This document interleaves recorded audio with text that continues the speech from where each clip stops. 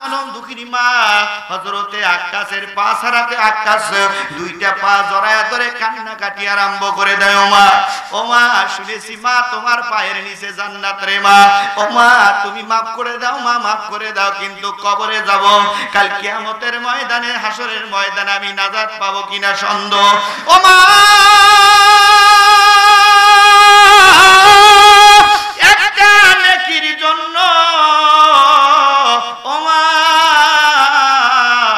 একটা নেকির জন্য কিয়ামতের ময়দানে আল্লাহ পাক ডাক দিয়ে বলবে বন্ধুরে যাও যাও যাও একটা নেকি নিয়ে আসো, একটা নেকি নিয়ে আসার কারণে আমি আল্লাহ তোমাকে জান্নাত দেব, না হলে জাহান্নামে তোমাকে দেব।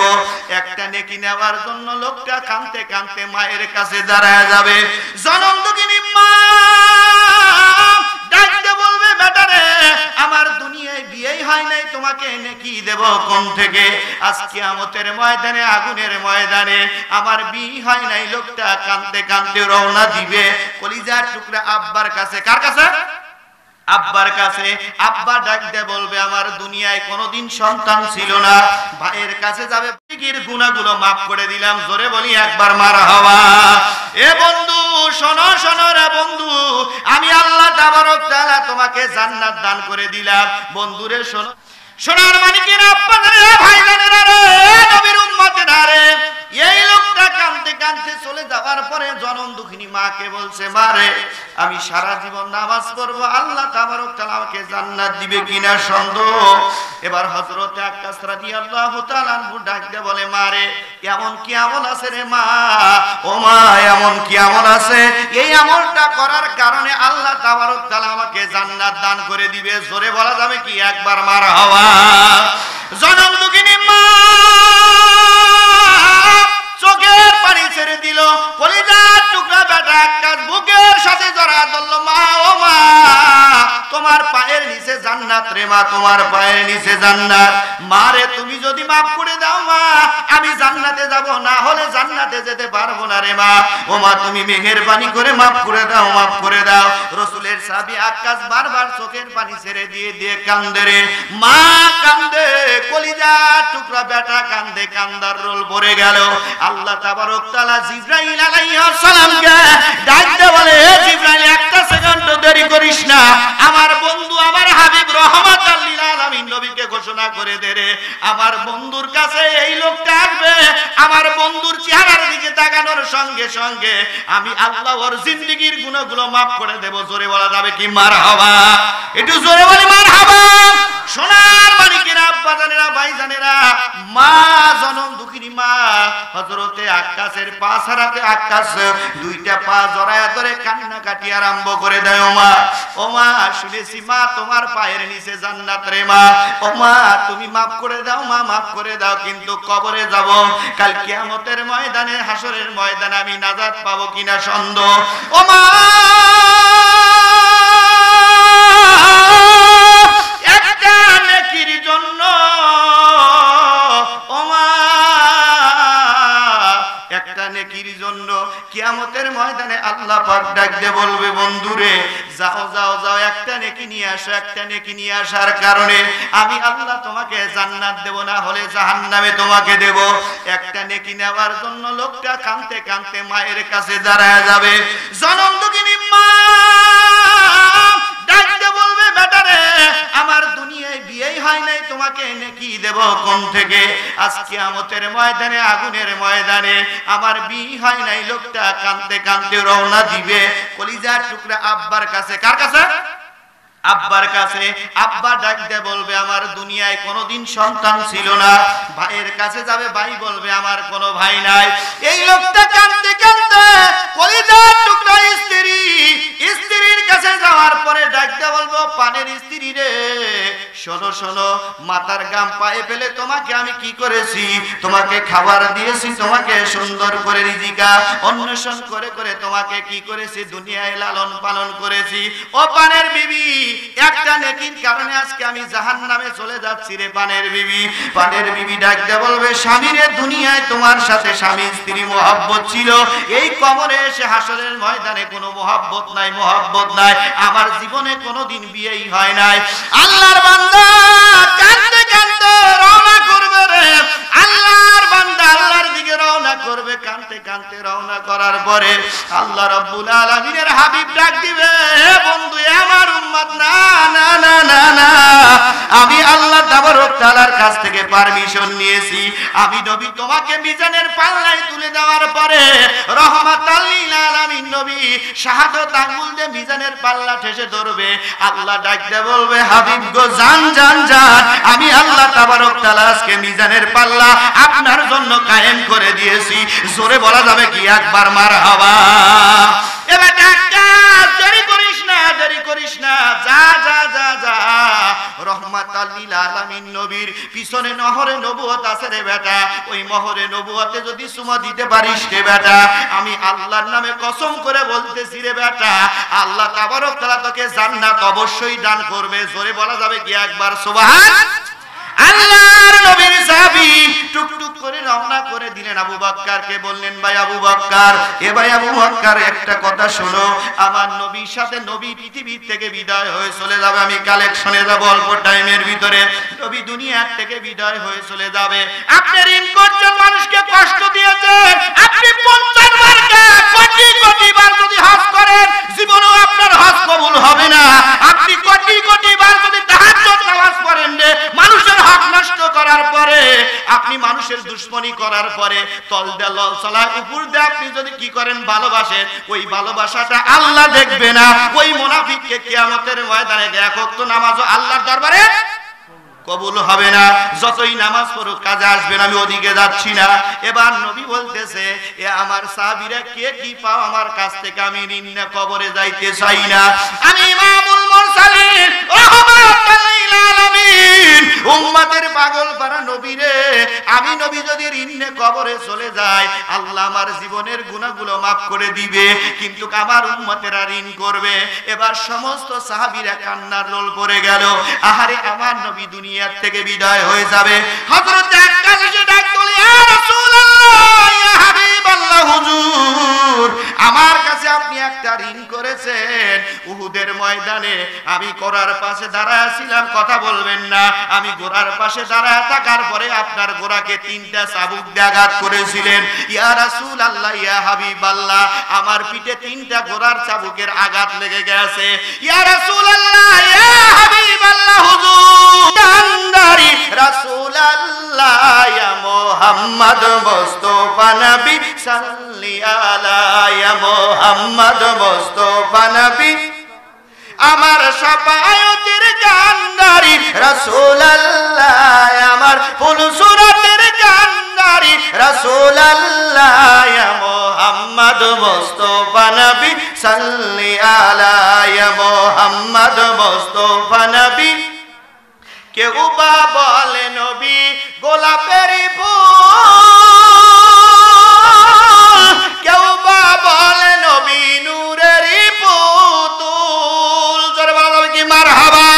সে যে নয় সে পুতুল নয় সে গোলাপ রাসূলুল্লাহ, সে যে নয় সে পুতুল নয় সে গোলাপ রাসূলুল্লাহ, ইয়া মুহাম্মদ মুস্তাফা নবী সাল্লি আলা, আল্লাহুম্মা সাল্লি, মাঝে মাঝে চার ব্যবস্থা করে ও মাওলানা মুহাম্মদ আলা আলে, সবাই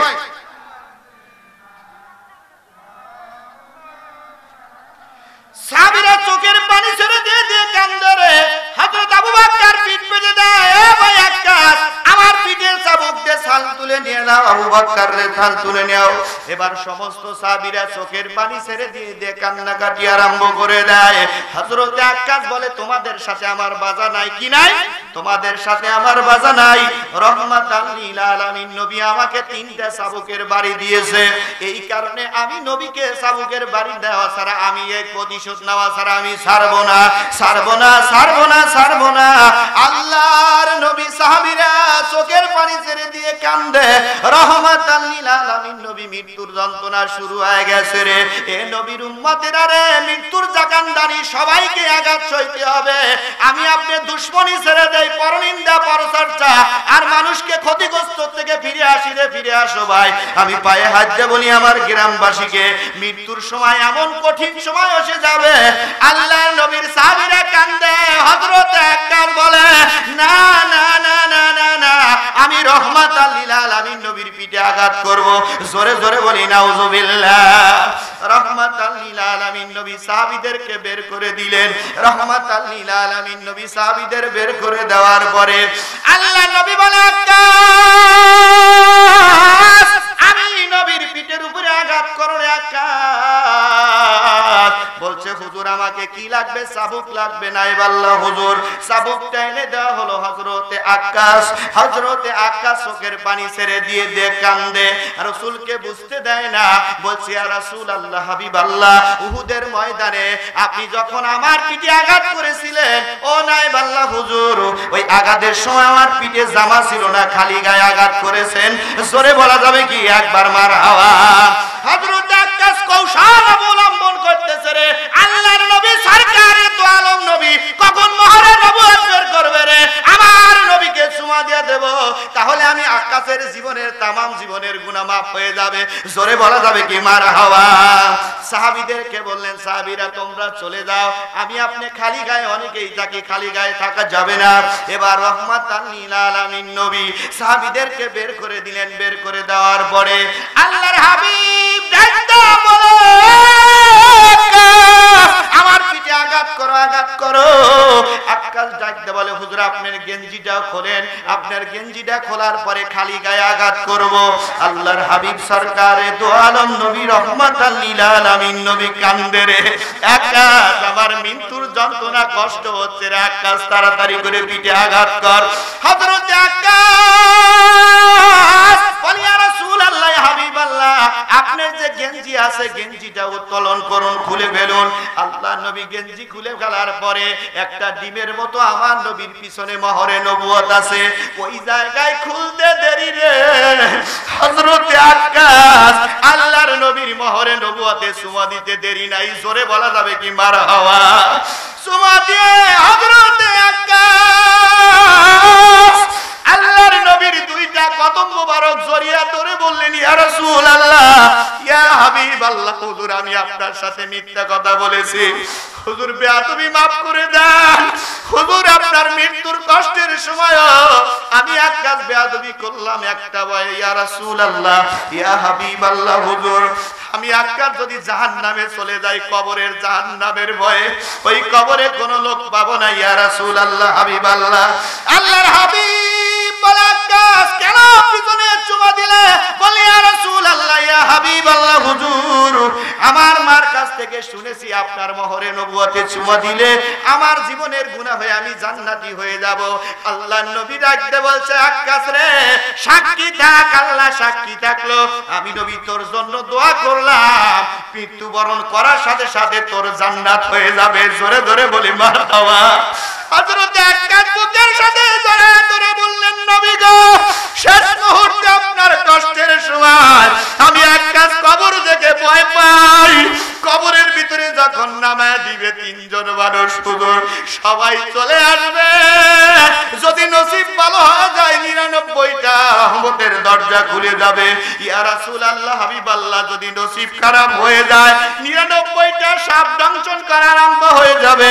বিসমিল্লাহ ওয়ালা মিল্লাতে রাসূলুল্লাহ সাল্লাল্লাহু আলাইহি ওয়াসাল্লাম বলতে দেরি, হাবিব গো আমার লাশটা আপনি সুন্দর করে কবরে রিসিভ করার জন্য দেরি করবেন না। আর আল্লাহর নবী কারণ হলো তিনটা প্রশ্ন করা হবে, মান রাব্বুকা, তোমার রবকে, আমরা তো জানি আল্লাহ, মান দিনুকা, তোমার দিনকে, দিন তো ইসলাম, মান হাজা রাজুলুন, আমার নবীকে ওই জায়গায় হাজির করা হবে। আমার নবীকে যদি কেউ চেনে রে, তার কবরখানা জান্নাতের বাগিচা হয়ে যাবে। জোরে বলি মারহাবা। লিল্লাহ তাকবীর। আলহাজ আলহাজ আব্দুল কুদ্দুস হাজী সাহেব নগদ 200 টাকা। জোরে বলি মারহাবা। দোয়া করি আল্লাহুম্মা আমিন। দান খয়রাতের বাদৌলাতে আমার আল্লাহ কাদের গনি, দানকারীরা বেঁচে যাবে কোরআন জানে তাই শুনি। আল্লাহ তোমার খানায় খাবার মুসাফির, আল্লাহ কলিজার টুকরা আব্বা নাই, আব্বার কবরখানা মাফ করে দাও। আল্লাহ তোমার বান্দাকে হায়াত বৃদ্ধি করো, শারীরিক সুস্থতা দান করে দাও। 200 টাকার ইজ্জতের বরকতে জীবনের গুনাহ মাফ করে দিয়ে রাসূলুল্লাহ দিদার নসিব করে দাও। সবাই বলি আমিন। আরো জোরে জোরে বলি আমিন। মোহাম্মদ মুক্তার প্রামাণিক মৃত আল্লাহ পিতা মোহাম্মদ মাহফুজুল প্রামাণিক, আল্লাহ 100 টাকা নিজের জন্য দোয়া আছে, আল্লাহ কবুল করো। মোহাম্মদ ঠান্টু হোসেন নগদ 200 টাকা, আল্লাহ সূরা ইয়াসিন আল্লাহ তাবারক তাআলা কবুল করে নাও। মুসাম্মাদ তাসলিমা খাতুন, আল্লাহ নগদ 100 টাকা একটা কোরআন খতম সূরা ইয়াসিন তেলাওয়াত করেছে, দাদাদের জন্য দোয়া আছে, আল্লাহ কবুল করে নাও। মোহাম্মদ ইদ্রিস মোল্লা নগদ 500 টাকা 10,000 দরুদ শরীফ, আল্লাহ 10,000 কালেমা শরীফ আল্লাহ কবুল করে নাও। আল্লাহ জিন্দেগীর গুনাহগুলো মাফ করে দাও। সকলে আমিন। মোহাম্মদ মুর্তুজা আলী, আল্লাহ নগদ 500 টাকা দান করেছে, কবুল করো।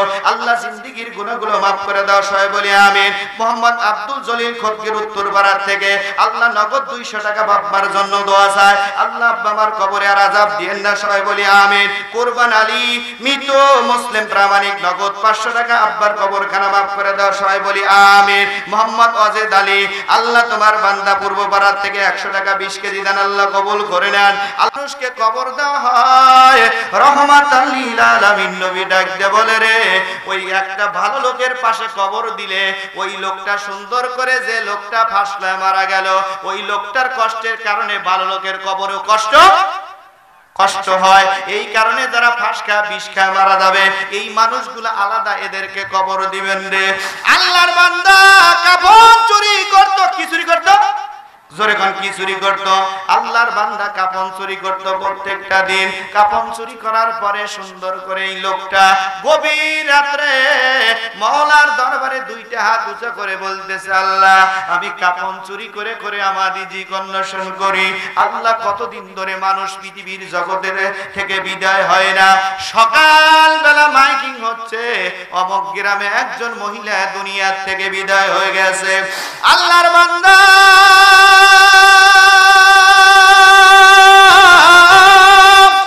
সুন্দর করে ওই জানাজা সম্পূর্ণ করলেন। জানাজা সম্পূর্ণ করার পরে এই বড় লোকের বিটিকে কবর দিয়ে আসলেন। এবার সুন্দর করে গভীর রাত্রে এই সুন্দর করে চোরটা টুকটুক করে কবরের কাছে চলে গেল। কবরের কাছে চলে যাওয়ার পরে কবরটা খুঁড়তেছে। কবরটা এদিকে লক্ষ্য করুন, আমরা কবরের ভিতরে মানুষকে সুন্দর করে ধোয়া গোসল করায়া তারপরে সুন্দর করে কবরের ভিতরে নামায়া দেয়। এ নবীর উম্মতেরা রে, আল্লাহর বান্দা চোখের পানি ছেড়ে দিয়ে দিয়ে কান্দে, মালিক রে আমি তো অন্য কোনো কাজ জানি না, তোমার বান্দাদের কবর থেকে লাশের কাফন চুরি করে বিক্রি করে আমার কলিজার টুকরা বেটা বিটিকে রিজিকের ব্যবস্থা করি। আল্লাহ তাআলা তুমি মেহেরবানি করে দয়া করে মাফ করে দাও। আল্লাহ রাব্বুল আলামিন ডাকতে বলেন, না বন্ধু এ কাজ করা যাবে না রে বন্ধু, এ কাজ করা যাবে না। এবার হঠাৎ করে কাপড়টা টান দিয়ে নিয়ে লোকটা যুবকটা নিয়ে আসবে। শয়তানের ওয়াসওয়াসা, অন্তরের ভিতরে যে শয়তানের ওয়াসওয়াসা আছে, নফসে আম্মারা যে জিনিসটা আছে, নফসে আম্মারা, এই নফসে আম্মারা যার সুন্দর করে আছে রে, এই যুবককে ধোঁকা দিচ্ছে। যুবক রে তুমি সারা জীবন কাপন চুরি করলে, এ যুবক একটা বার এই নারীর চেহারার দিকে তাকায় দেখো, এত সুন্দর নারীর চেহারা রে, এত সুন্দর নারীর চেহারা। এ যুবক এই নারীর সাথে যদি তুমি মেলামেশা করো, মিলন করলে যুবক, এ যুবক কেউ দুনিয়ার কেউ দেখবে না। বলেন তো দেখবে কে? জোরে বলেন দেখবে কে? শয়তান পাম দিচ্ছে। শয়তান পাম দেওয়ার পরে এবার যুবক এই মেয়েটার চেহারার দিকে তাকায়া, এই যুবক চেহারার দিকে তাকায়া বলে, আরে আমি এই মেয়েটার সাথে মেলামেশা করব রে। আল্লাহর বান্দির সাথে মেলামেশা করলেন। এই মেলামেশা করার পরে আল্লাহর বান্দা এই নারীকে তুই যখন রওনা করেছে, নারী ডাকতে বলে, হে যুবক জীবনে কোনোদিন আমাকে কোনো পরপুরুষ স্পর্শ করলো না রে যুবক। হে যুবক আজকে কবরের ভিতরে আমাকে কি সুন্দর দোয়াইয়া আমাকে পবিত্র করে কবরের ভিতরে রেখে দিল রে যুবক। এ যুবক আজকে তুমি আমার অন্যায় করে গেলে, আমার সাথে মিলন করে গেলে রে যুবক। আল্লাহ আল্লাহর আদালতে বিচার দিলাম, আল্লাহ যেন জীবনও কোনোদিন তোমাকে মাফ না করে। যুবকটা কাঁদতে কাঁদতে রওনা করলেন। এ সোনার মানিকের আব্বা জানেরা, ভাই জানেরা, যুবকটা কাঁদতে কাঁদতে আল্লাহর নবীর দরবারে যায়। ইয়া রাসূলুল্লাহ, ইয়া হাবিবাল্লাহ, হুজুর, নায়েবাল্লাহ হুজুর গো, ইয়া রাসূলুল্লাহ, ইয়া হাবিবাল্লাহ হুজুর, মেহেরবানি করে দয়া করে আমাকে মাফ করে দেন, আমি জীবনে এমন একটা গুনাহ করেছি। ইয়া রাসূলুল্লাহ, ইয়া হাবিবাল্লাহ, আমি জীবনে এমন একটা গুনাহ করেছি। নায়েবাল্লাহ হুজুর, আপনার পা দুটো মোবারক জড়ায় ধরে বলি, হুজুর গো, মেহেরবানি করে দয়া করে আমার জীবনের গুনাহ আল্লাহ মাফ করবে কিনা। সাহাবী বলছে, ইয়া রাসূলুল্লাহ, হাবিবাল্লাহ, আপনি মেহেরবানি করে দয়া করে বলুন। আল্লাহর নবী রাহমাতুল লিল আলামিন নবী বলে, এ সাহাবী, বলো জীবনে কি এমন গুনাহ করেছো রে সাহাবী? আল্লাহ কোরআনুল কারীমের ভিতরে বলেছে, লা তাকনাতুম মির রাহমাতিল্লাহ, বান্দা আমার রহমত থেকে জীবনে যত গুনাহ করিস না কেন, এ বান্দা আমার রহমত থেকে নিরাশ হয় না। আল্লাহর নবীর চাবি বুকে সুন্দর করে আল্লাহর হাবিব সরকার দু আলম নবী রাহমাতাল লিল আলামিন নবীর পা মোবারক জড়িয়ে ধরে বলছি, ইয়া রাসূলুল্লাহ, হাবিবাল্লাহ, একটা কবরের ভিতরে একটা মেয়ে লোককে আমি কি করেছি? কাফন চুরি করেছি। ইয়া রাসূলুল্লাহ, ইয়া হাবিবাল্লাহ, ওই মেয়েটার সাথে আমি জিনা করেছি। আল্লাহ নবী বলেন, বাবা, আমার দরবারে তুই আর থাকিস না, যা, যাকে কবরের ভিতরে নামায়া দেওয়া হয়েছে ওই মানুষটার সাথে তুই করেছিস। তুই কি করেছিস? অবৈধ সম্পর্ক করেছ। অবৈধ সম্পর্ক করার কারণে, মেলামেশা করার কারণে আমি নবীর আমার দরবারে তোর ঠাঁই নাই। আল্লাহর বান্দা কাঁদতে কাঁদতে চলে গেলেন, নবীর দরবারে ঠাঁই হলো না রে নবীর উম্মতেরা রে। আল্লাহর বান্দা কাঁদতে কাঁদতে রওনা করলেন। জঙ্গলের ভিতরে কোনোদিন খায় না। আল্লাহর বান্দা চোখের পানি ছেড়ে দিয়ে কান্দে, আল্লাহ মেহেরবানি করে দয়া করে আল্লাহ তুমি আমাকে মাফ করে দাও। এক নয়, দুই নয়, লম্বা চওড়া ঘটনা। 40টা দিন আল্লাহর বান্দা এক ফোঁটা পানিও মুখে দেয় না। জঙ্গলের গাছগুলো আজার নয়নে চোখের পানি ছেড়ে দিয়ে কান্নাকাটি আরম্ভ করে দেয়। আল্লাহ ডাকতে বলে, ফেরেশতা জিবরাইল, আমার বন্ধুকে জানায় দে আমি ওই বান্দার জীবনের তামাম জীবনের গুণাগুলো মাফ করে দিয়েছি। জোরে বলা যাবে কি মারহাবা?